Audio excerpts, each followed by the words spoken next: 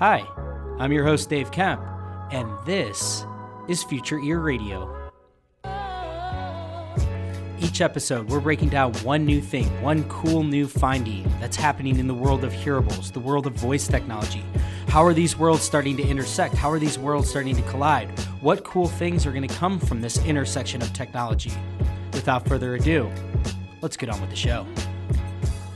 Okay, we are back. The podcast is back. I'm very pumped to introduce my guest today. I think this is going to be a great conversation, joined here by Carl Robinson. So Carl, tell us a little bit about who you are and what you do. Hey, Dave. Thanks very much for the invite. Yeah, it's wonderful to be here. For those who don't recognize my voice, my name's Carl Robinson. I'm the host of the Voice Tech podcast, on which I've interviewed for about 100 experts in voice technology and conversational AI. We talk about things like Alexa, Google Assistant, talking to machines in general.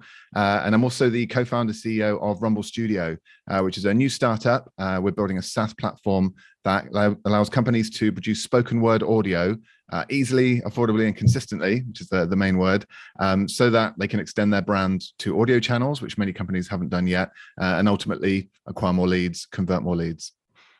I love it. That's awesome. And this is very fitting too, because I'm speaking with you. You're based in Paris, yes? That's right. Yeah, or you're just outside outskirts. Of it? Yeah, doing this 20 minutes on the train. I live right next to Disneyland, if anyone's been there. So. Okay. Very nice. Well, the reason that Future was on a bit of a hiatus was I actually spent some time traveling around France. I was there for about 2 weeks. So I got to enjoy Carl's backyard and all the fun that is France. And I guess my first question to you is like, how do you live over there and not get really fat from eating a ton of bread and cheese and drinking wine? Because that's all I did for like 2 weeks, and it was amazing. It's one of the mysteries of France. Why are the French not fatter? I have no idea. Yeah, there's seriously sugary, fatty, and everything else. But yeah, I guess maybe portion sizes, they're a little bit maybe more controlled. But yeah, so it's a mystery. They're not eating like an entire baguette a day and eating like a block of cheese.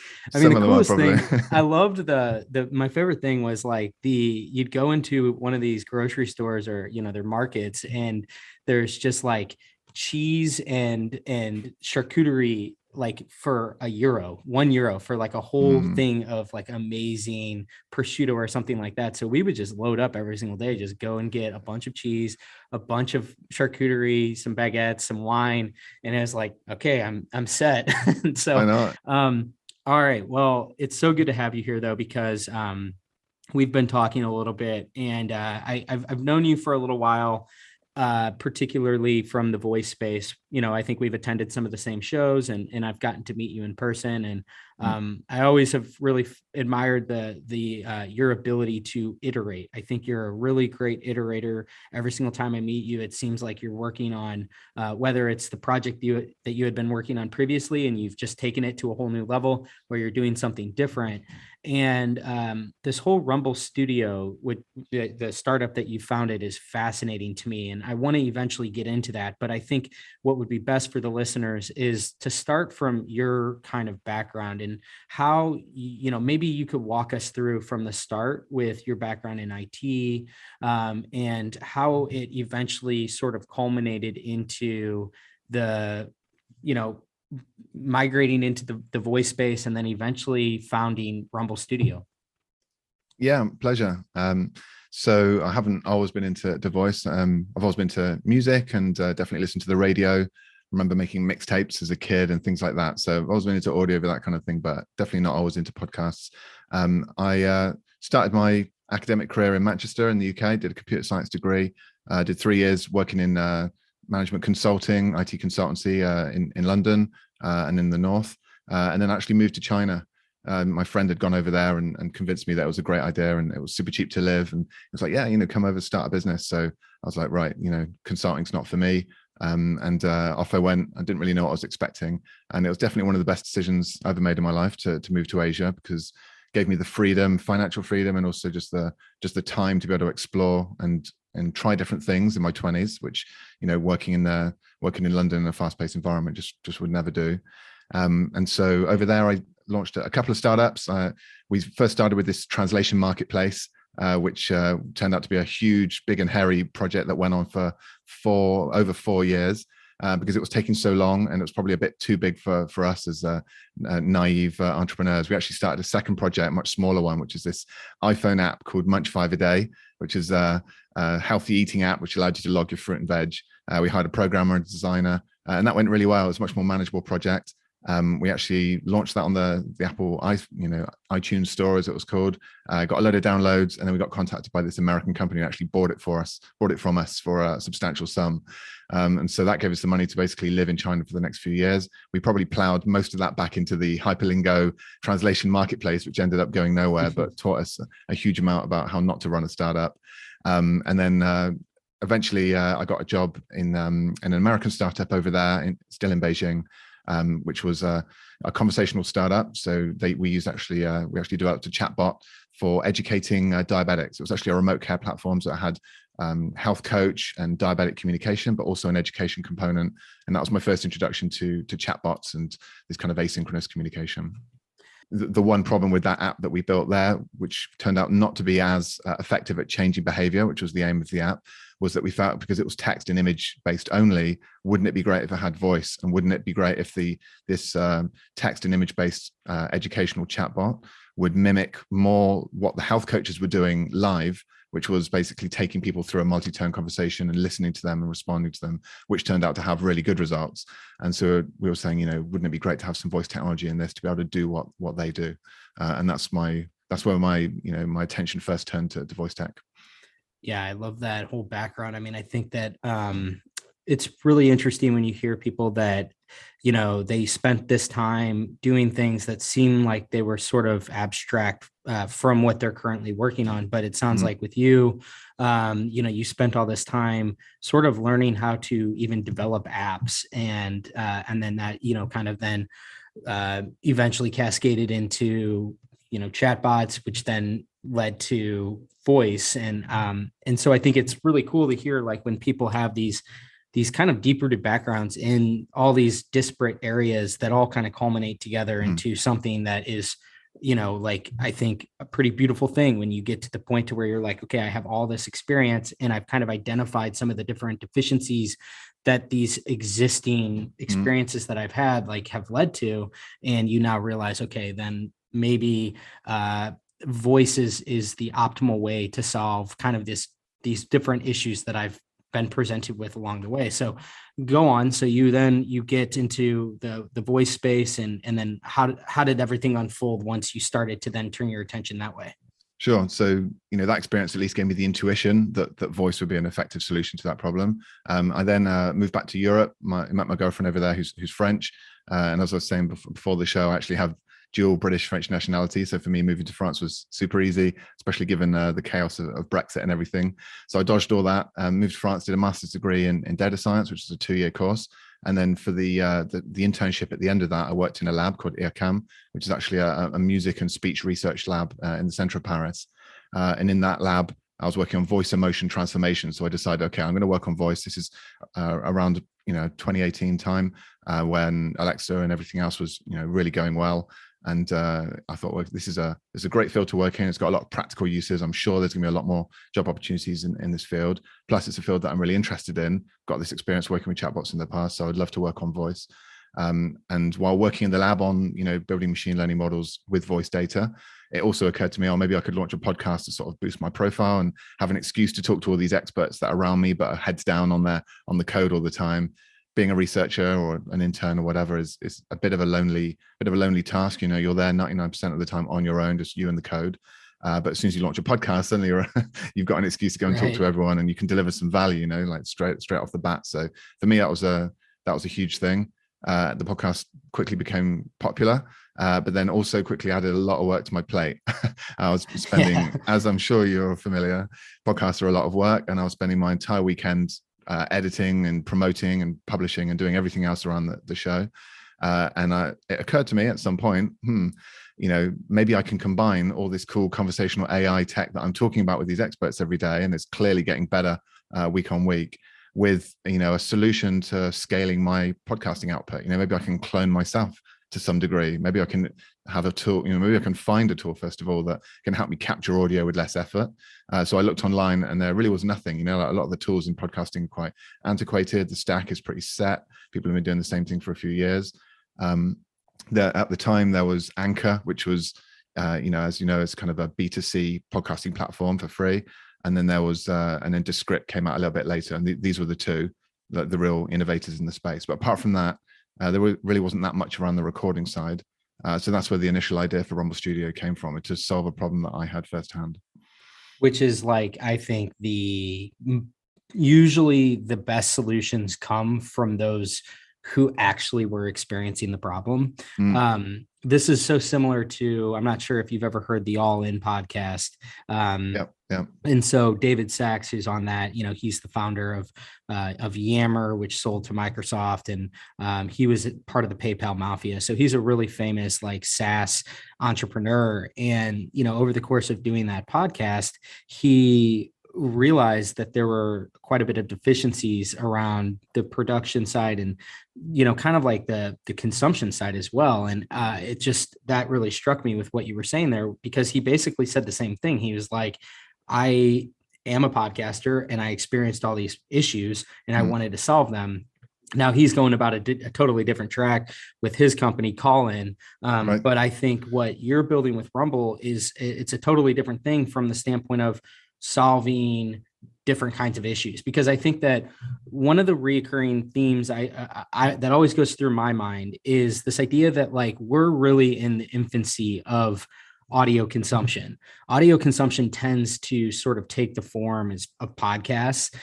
For those of us that are in the voice space that we're doing flash briefings, some people still are. I think that's another example of the kind of audio production that has sort of emerged over the last few years with microcasting. But I often feel this sense of, we're at a really like early innings of this, in the same sense that, if you think about podcasting or audio production as an actual medium, kind of like an art medium, if you will, it's not that far off to compare it to something like film or television. Right. And you look at the way in which television was produced in the 40s and then the 50s and the 60s, it just incrementally changed.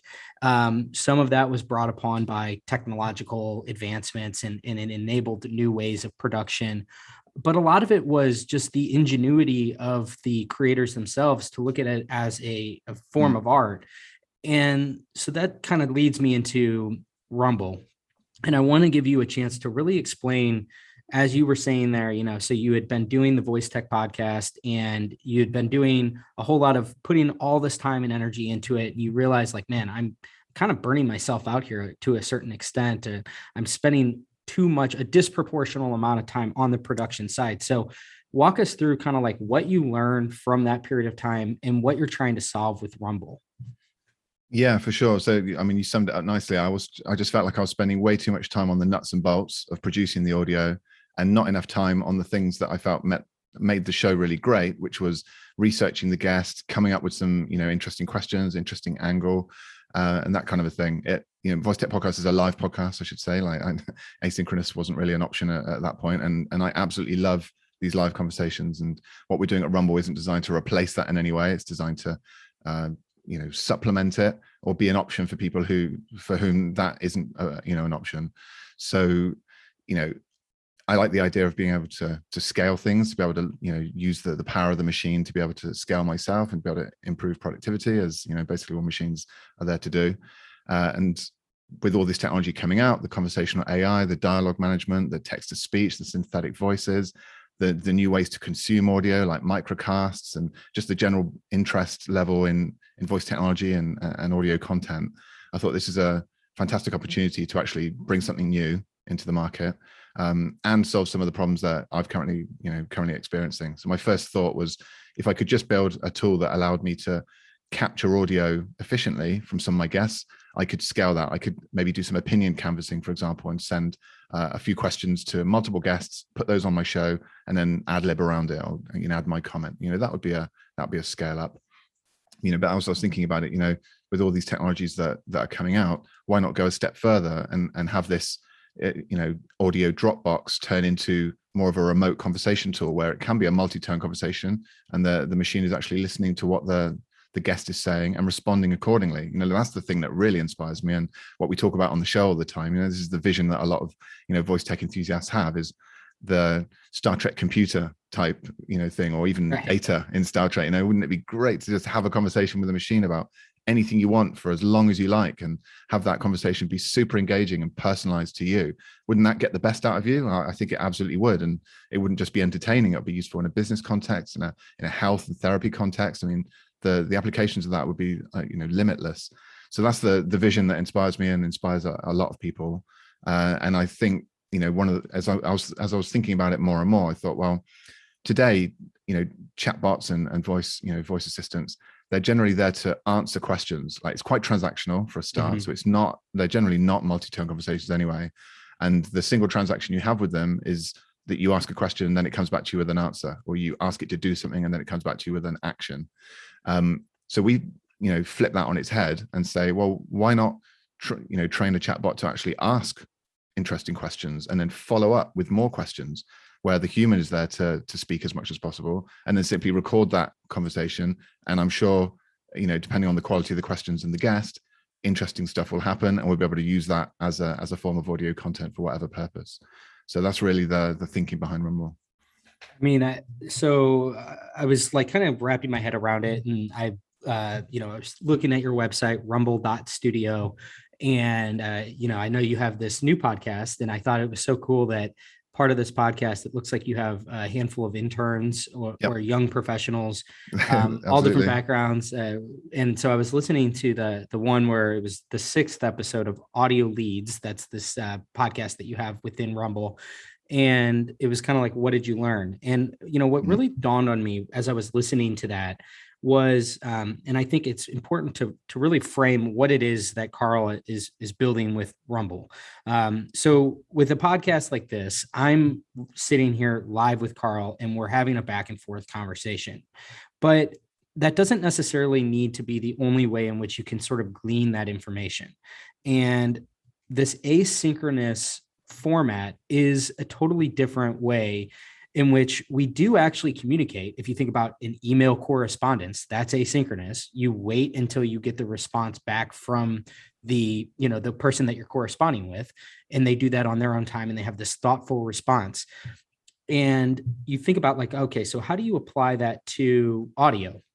And that's really what Rumble's doing, is they're taking this Q&A style, and they're making it so that it's very, very easy to turn a interview into something that can be done back and forth asynchronously. And I think like that really lends itself to, I think, again, it's this idea that we're in this black and white period. It feels like with podcasting, we're in the very beginning stages of it. So to think that Joe Rogan in a 3.5-hour podcast format, long form, is going to be like the definitive form of podcasting, or Future Ear Radio, where we do these live 1-hour conversations, or it's, a 20-minute kind of like news poppy, here's what happened in today's news, I think is extremely limiting in terms of the creativity that's actually going to emerge. And that's what I found to be so cool about Rumble, is it's like, I look at this as you're enabling a totally different kind of creator. And one of the interns that you had during that episode said something really interesting, which is like, I don't have the kind of personality that lends itself to being able to on the fly ask these things. Like, I want to have time to process what they said and then ask like a more engaging question. And I think that the same can be said for certain guests, where they maybe get a little nervous, and it's a little bit challenging to really articulate what you're trying to say, especially if you don't have a lot of experience in public speaking or podcasting, and you're not really a polished speaker quite yet. So you kind of repeat yourself a lot. You say a lot of filler words like, so by giving somebody a new format where you say, look, we can still have a very similar conversation. Now, granted, there are some downsides to this, and I think we can talk about the advantages of live versus asynchronous, but I do think that having this as a totally separate type of format that exists and making it really, really easy and turnkey for people so that they can just go and they can basically issue an interview. And it's just kind of a back and forth thing where I record something. So I record my questions and then Carl responds with his answer. And then that prompts me then to ask my next question. And before you know it, you have a 20, 30, 40-minute conversation on your hands that was all done kind of like in this turnstile manner. And I just think that it's gonna expand this whole ecosystem dramatically, because it's gonna bring in people that are, for whatever reason, maybe hesitant, or they just don't find the current formats that exist in audio production to be that appealing to them. And I think that the more diversified the formats are that exist, the larger this ecosystem is going to be. And I think that's going to be a huge net positive, because the more diversified that you have of creators in any given format, the more beautiful the art ultimately becomes. Very well said. And I really appreciate that as well. Thank you, first of all, for having listened to our episode and gone through it and really, absorbed it. We learned a huge amount from that first series of audio leads. So I want to give a shout out to Joey and Nived and Letitia and Emily, who've all contributed and really drove the production of that show. The idea of that was it was a proof of concept to build a fully asynchronous podcast. The last episode you listened to was live, as a kind of a light relief to be able to, shoot all the ideas and the feedback amongst each other. But it was an asynchronous podcast.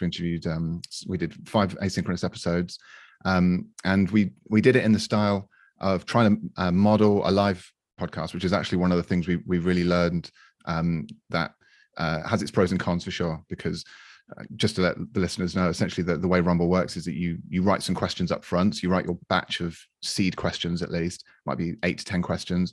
You invite one or multiple guests, and then the guests click a link in their inbox, and in their own time, they go in and they can record one or all of the answers to the questions there. The questions can be text only. They could actually be audio if you've taken the time to record them up front. They can even be synthetic voices, like a text to speech. And then when the host or the editor gets that audio back, they can reorder them, they can delete the bits they don't like, they can see the transcripts, they don't have to listen through the whole thing, add some jingles, and then click merge, and that exports the audio episode that you can then publish. So the way that we did it with audio leads was to send the questions, wait for the answers to come back, listen to the answers, and then add like an informed comment at the end of it, and then lead into the next question. So you would get this question, answer, follow-up comment, question, answer, follow-up comment type order. And that's fine. And I've actually done that with some success on the Voice Tech podcast. If you listen to the last 5 or 6 episodes, like with Christian Manka from Reality, for example, it works really well. But, I've recorded, about 100 podcast episodes, unlike most of our users and the interns that are producing the show. So, when they came to record their follow-up comments, sometimes the audio environment was different. So there was more background noise. Sometimes, they felt kind of fake in having to respond in a realistic manner. They were like, that's such a great point, but they're in a room laughing on their own, to themselves. And it's just weird. And so these are the things you only really learn by doing it. On paper, it sounds great. So for the season 2, we're actually experimenting with a more of a narrative format where we send the questions, get the answers. But then once we look at the answers, we actually kind of arrange them in more of a story flow, and then add a third-party narration speaking directly to the listener as opposed to the guest, adding sound clips and stuff to support. So in a way, we kind of make a point, and then the guest audio supports that with evidence, and then we move on. And so far, it's working well, but it's yet to be seen if it adds more work, because our mission at Rumble really is to make things 10 times quicker, easier, cheaper for the user. But I think this is, as I said earlier in the conversation, I've always admired the fact that you're a big iterator. And this is such a good example of that, where it's I think you're really on to something with this different kind of format. And to your point, I think it's already been identified by you and your team that a lot of what makes a live podcast appealing just can't really be replicated. And I think once you sort of understand that these are kind of like 2 entirely different formats, so you don't have the serendipity, you don't have the live candor, you don't have the laughing that, spontaneously occurs throughout a conversation. However, it does lend itself to totally other advantageous things. And so I love that idea that you just mentioned there with adding this narrator, right? Where you kind of have this entirely, separate entity, if you will, that's playing kind of like God's eye view over the conversation, that again, it works in that kind of format. Like something like that would be so alien to this kind of format. And so I just find that to be really interesting. And another thought I had in my head, and it might be something that you would be open to in future seasons of your podcast, is like, you know, the other thing this really could open the door to is a much more like expansive episode that involves a lot of different perspectives. Yes. So I see this as like, you know, okay, so you have this broad theme. Like, let's just say we'll use voice tech because a lot of the people listening are familiar with that. So let's say that we're talking about, you know, like something really broad, like the NLP or something like that. And so I think that what could be fascinating is it allows for you to curate a conversation almost where, you know, so first you solicit Kane Sims' opinion on something, right? And then the next person that you have, let's say it's a Heidi Culbertson or, you know, Amy Stapleton, somebody like that, where they then come in, they can see what Kane said, and then they can build off of that. So you ultimately, you get something that is a curated sort of opinion that is being built upon by multiple people that would be highly, highly challenging to do in any other format, because that would basically entail that you would have to get all these people on a podcast where you'd have to record them separetty. And it would be hard for them to. So I think that there's a lot of power to this too, where it gives you the opportunity to kind of expose people, I think, to an ongoing conversation, and then give them the opportunity to kind of like build upon that. And I think that could lead to another really fascinating format, which again doesn't quite exist today. Completely agree. Yeah, I mean, it's so flexible. So you describe one of these formats, which is kind of an iterative format. You send out the questions and you get guest after guest playing off each other. We did that once with VoiceMod. We had the CEO and then the product manager, I believe, come in and reply, and could hear the CEO's responses. So in a way, it was like they were in the same room together, but they were recording separately. But we're really excited about a new feature that we're actually going to release in September, which is this public link. So instead of having to invite specific people with their email addresses, just get a link that you can even put it on Twitter or Facebook and have as many people as you like join. And those can either join the same conversation so they can play off each other, or they can each get their own copy of a conversation with the same question audio, but then give their own answers, and allow you to capture all this audio with, you know, super quickly with very little effort.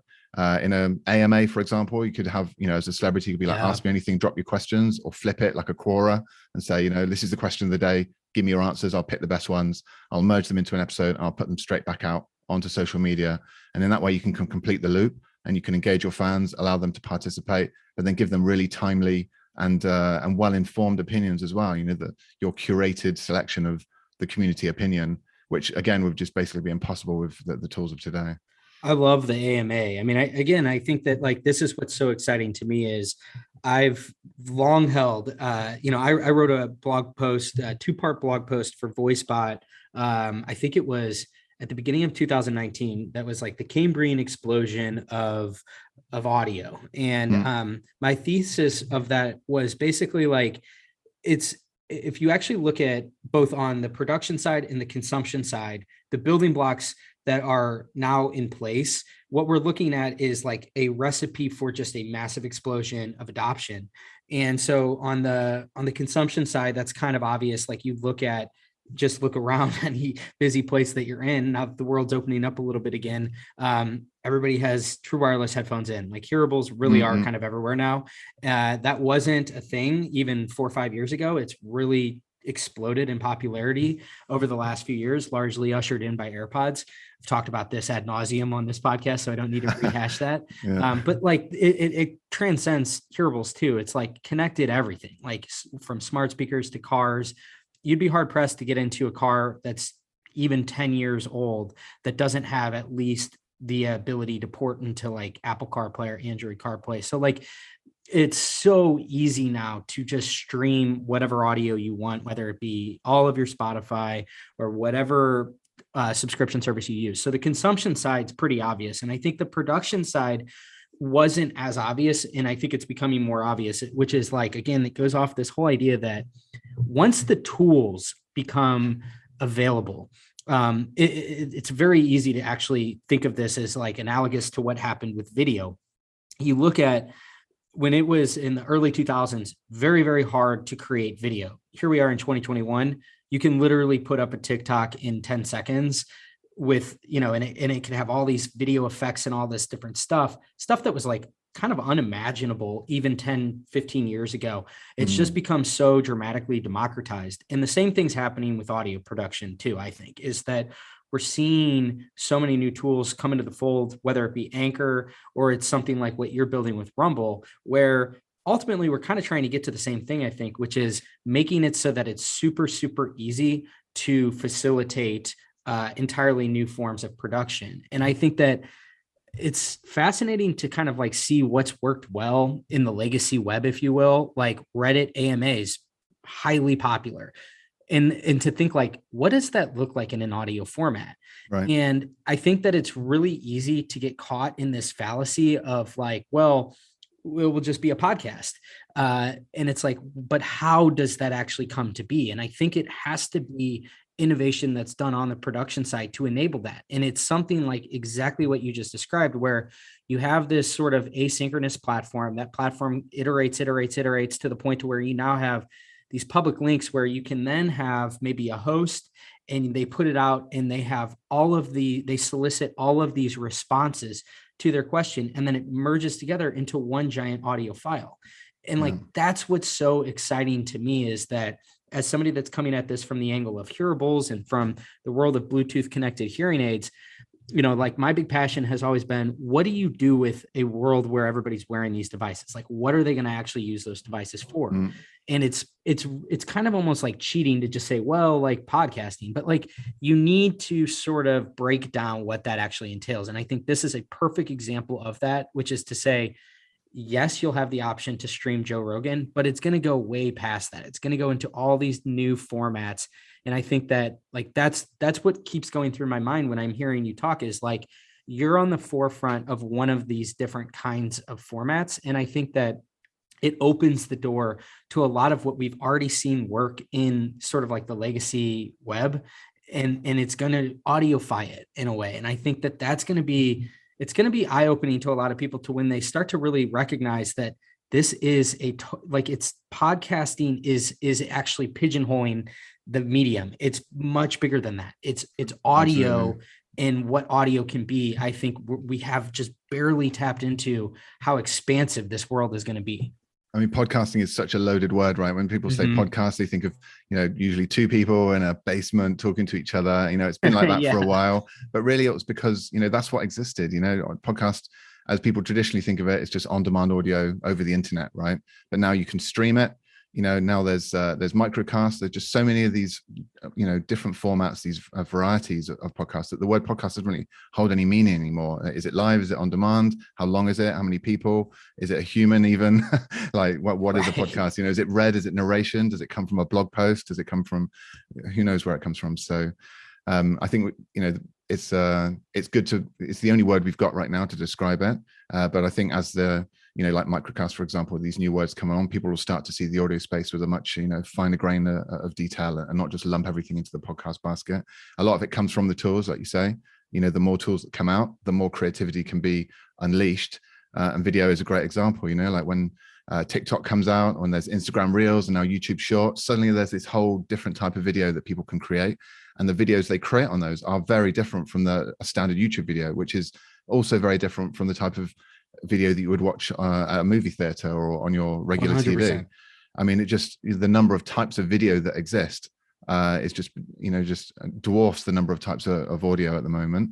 And that's because it's been around for longer and there are more tools. There's been more investment in it. But people are really waking up to audio now, businesses and the consumers and the creators. And we're just going to see a huge explosion in that. And like you said, there's just so many ways to listen to it as well. It's more worthwhile. It's more worth spending time and money creating audio because there are just more potential listeners in more niches and all around the world as well. So this is something that I'm really excited about at Rumble, is the ability to allow people to create content more cheaply and easily to serve niches that it wouldn't usually or hasn't been up until now worth serving because the audience sizes are too small. And the same goes for different languages and communities around the world. I'd love the idea of people all around the world creating podcasts in all different languages, not just English, talking about really niche subjects where maybe they only get 100 listeners, but that doesn't matter because it's super quick and easy to do this, right? Like that, if you can reduce the cost of production down to just, an hour or two a week, it's worth it, right? It should be as simple as making a quick TikTok video or something. And then you can serve the audience that, is interested in what, listening to what you've got to say. Yeah, that's brilliant. I want to stick on businesses. I think this is a really interesting one because I think it's easy for us to imagine the consumer side of things, like how the end user eventually kind of winds up with this piece of content. I'm curious to get your thoughts on businesses, both kind of like how you envision brands coming into the fold, whether it be branded content that's directed at consumers.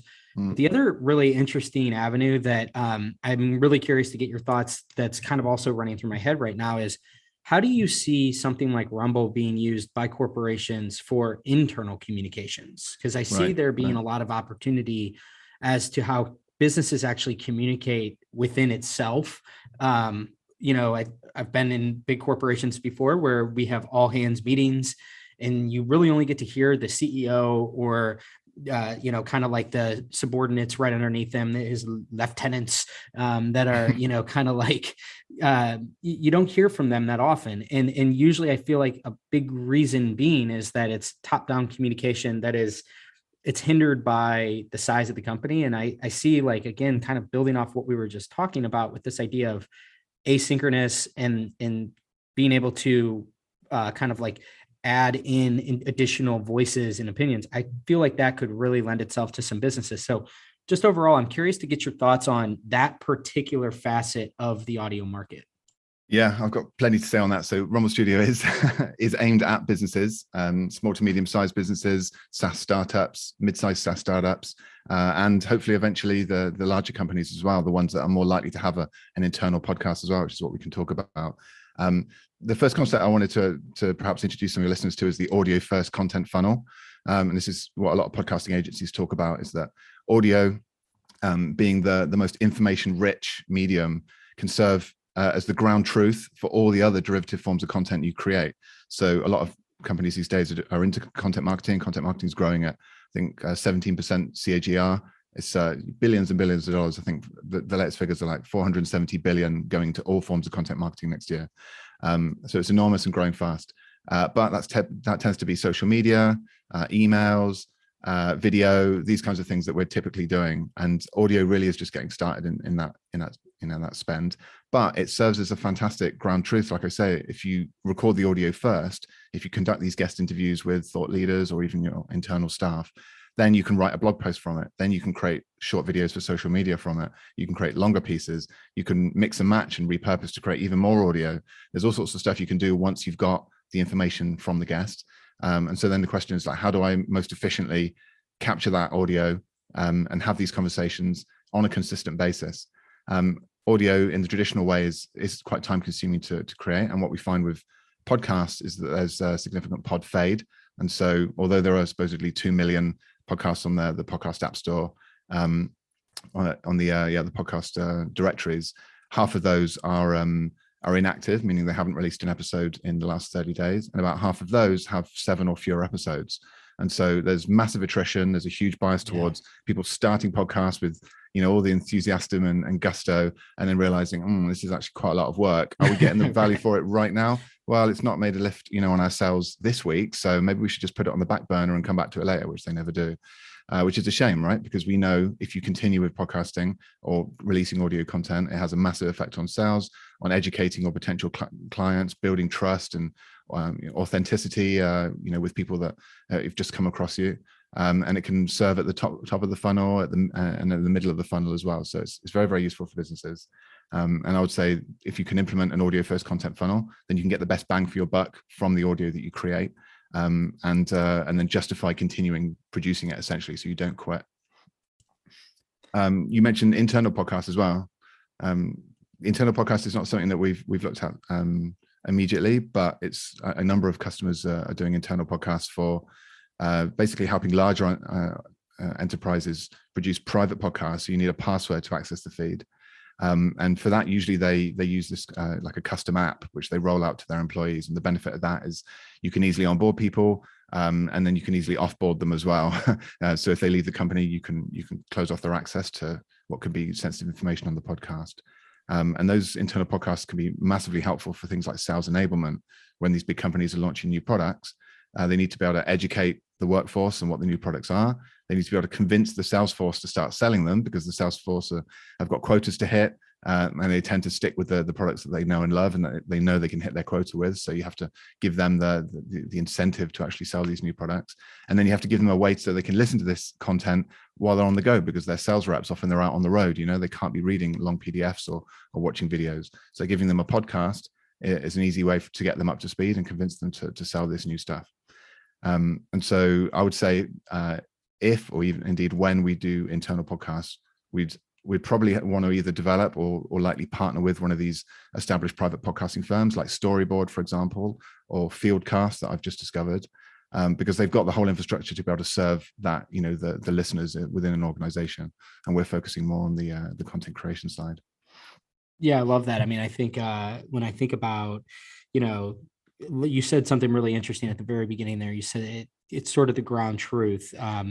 I had actually sent you over that Alex Danko piece that really always stands out in my mind. I'll link this in the show notes. It's called, The Audio Revolution is the name of the title. But what he really kind of hones in on is this whole Marshall McLuhan school of thought, which is about hot and cool media. And he talks about how audio, especially when it's in your ears, like when you're listening through headphones, it represents really hot media, which basically means that it's extremely information rich. Whereas something like Twitter would be cool media, meaning that you got to kind of fill in the gaps a little bit. And so you got to have to do context clues, and because you're limited by 240 characters. And so with hot media, it's so dense with information that it kind of informs every single thing that the person's saying. So a good example would be an email versus a sound clip. In an email, a lot of the actual sort of nuance of language can get lost. It's very hard to convey sarcasm, right? It's very hard to convey, all of the subtleties of language. And what I find to be really interesting about this idea of internal communications is, I think that what we're going to see are more and more companies gravitate toward these hotter forms of media, because I think that it's that ground truth that you said. I think that it gives people the opportunity to really communicate with their teams, especially in larger corporations, without any context being lost. And it's, so it's maybe it's a weekly, instead of having an actual live meeting, it's more of an asynchronous thing where but it's still enabling them, and maybe some of their, kind of right-hand men or women to interject and say things as well. But I just find this to be interesting, where I see the future of communications, broadly speaking, finding a lot of appeal in audio, again, because I think that, and maybe video too, but I think video, the production and I think there's more of a consumer tax, or basically a user tax. You got to pull out a video and you got to watch it. Whereas with an audio clip, you could just be walking and listening to it, no, hands free, eyes free. So I think there's a lot to be said for that, which is I really could see a future where a lot of internal communications migrate in this direction, because I think that it could be found that, it's just a more information rich context, and things don't get lost in the shuffle. You can listen to it on your own time. And to your point, then it sort of becomes the centerpiece, which the derivatives flow from. So I wanted to just kind of throw that out there, because I think that, again, it's all about as soon as you start to open your mind to everything being potentially made into audio. And again, I think it's not necessarily it's superior in every manner. I just think that it serves as an alternative that I think is going to appeal for a lot of different situations that don't seem super obvious right now. It's totally true. I mean, I was going to say that it's happening in the meeting space as well. You mentioned meetings. There are many startups. The one that comes to mind is Yak Chat, who do asynchronous audio meetings, just to take the pressure off people constantly having to attend Zoom calls, getting that Zoom burnout. And there are certain meetings that can take place asynchronously. And the good thing about recording audio asynchronously, because it's a zero pressure environment, you've got a chance to redo the audio as much as you want. You've got a chance to think about what you're going to say. I think, as you said before, is that it increases the certainty or decreases the fear in getting something wrong. And especially in a corporate environment, you're worried about losing your job or embarrassing your boss or anything. If you can actually sort of take your time to get that audio just right before you then broadcast it, whether that's on an internal podcast informing your employees, your workforce, or whether it's on an external podcast asking questions to guests, then you've got a lot more certainty. You're not so fearful, and therefore you're more likely to do it and keep doing it, and get the value from it without risking anything. I think that's a big benefit of asynchronous that resonates with people in business in particular. And it fits into this new paradigm of remote work. I mean, I think that the Yak, those guys, their whole sort of like business thesis has really been, I think, more pronounced throughout the pandemic. It's like, this makes a lot of sense. You hear people that are constantly talking about Zoom fatigue and being burnt out with the constant live meetings.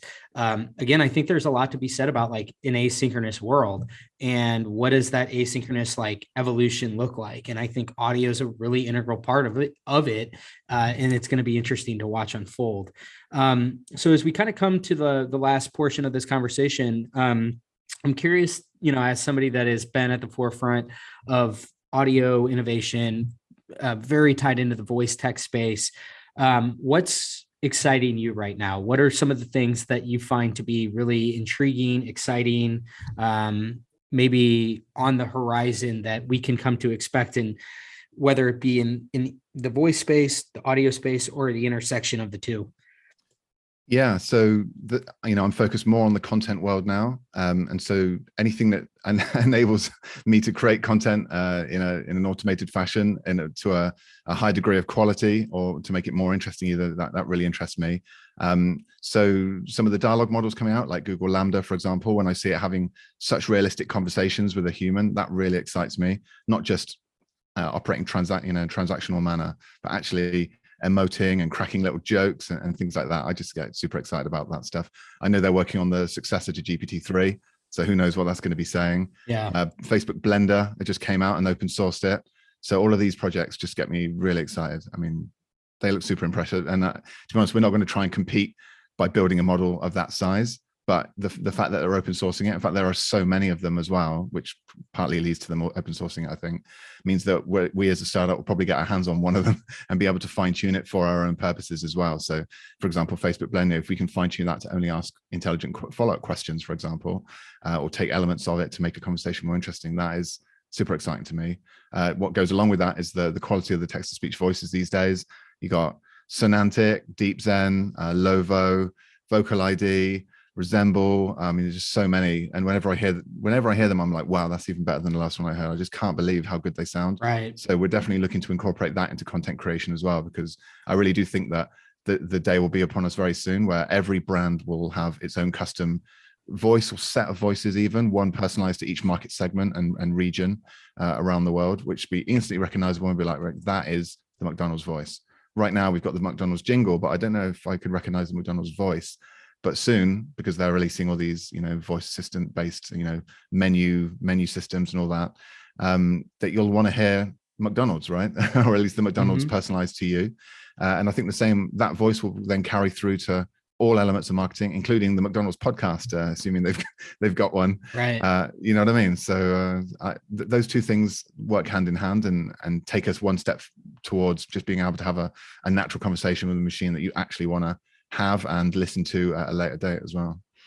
I like the mention of like TTS and so text to speech and speech to text, I think are like another one of these things that's kind of flying under the radar a little bit, but I think is going to be monumentally important to the future of like the internet, because I think that this whole idea of like having the ability to make everything audible and then make everything that's audible into text it's what you're really kind of implying there is that you're talking about two different kinds of language almost, so you have the computer language, which is text, and then you have the, and what I mean by that is obviously it's a phonetic language, but that the computer understands it.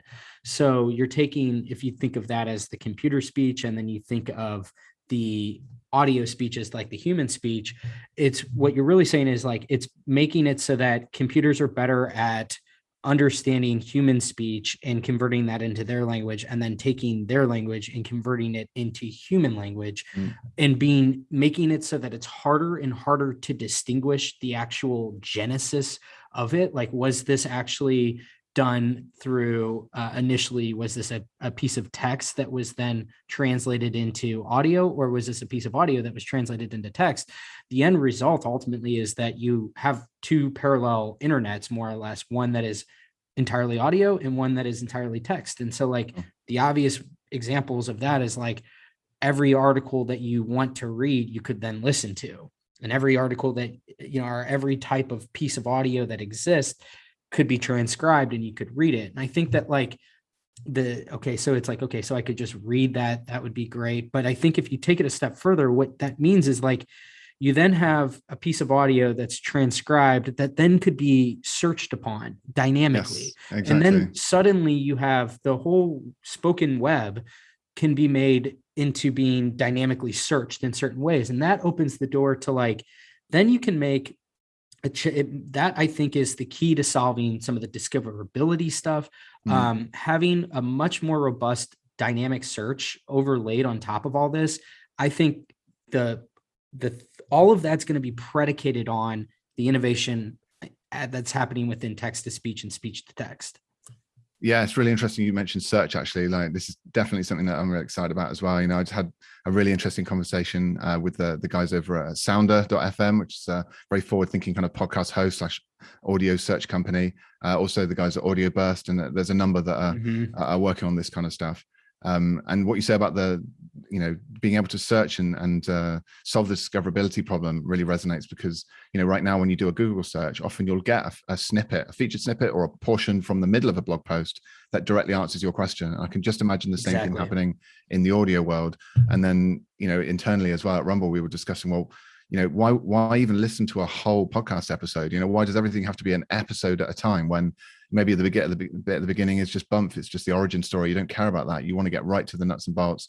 And wouldn't it be better to listen to 5 2-minute clips just talking about the question that you've got right now and get that range of opinions, and then you're done in 10 minutes, rather than have to listen to 5 hour-long podcast episodes and try and pick out the bits that really interest you?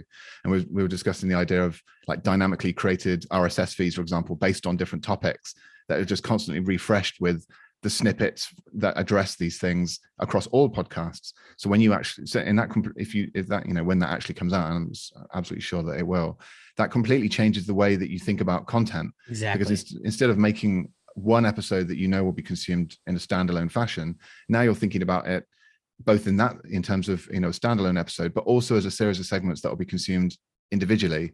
And that really affects the way that you record the audio. And this is something I think that asynchronous can also help with, is that when you record this way, it is pre-segmented, and you can enable text to speech and all these other kind of programmatic solutions and bring those to the fore.